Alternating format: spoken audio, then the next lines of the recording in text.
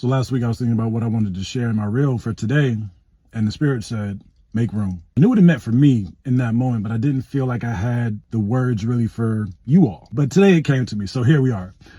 This morning I was leaving the gym, and again, thinking about the video, Spirit said to me, make room. I'm like, okay. And so I get this might be a touchy subject for a lot of people, but I was headed to the gas station, and it made so much sense because you can't put more gas in your car unless your tank has space.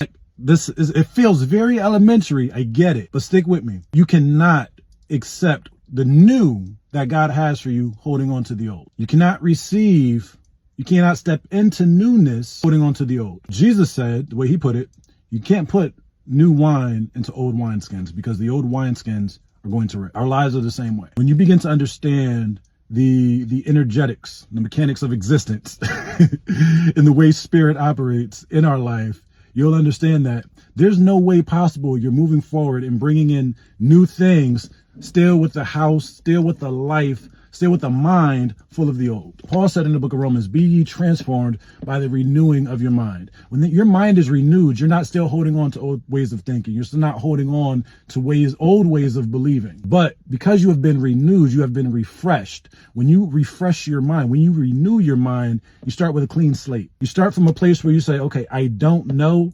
Spirit, teach me. Jesus said the Holy Spirit would lead us into all truth. So if we're holding on to ideologies, if we're holding on to beliefs, if we're holding on to ways of being that are unhelpful and don't serve us, if we're constantly judging ourselves and other people, if we're constantly stuck and not moving forward in our life, it's because we are holding on to something old. We have not allowed the Spirit to lead us into the truth in that area in our life. And so just look at where adjustments can be made for you.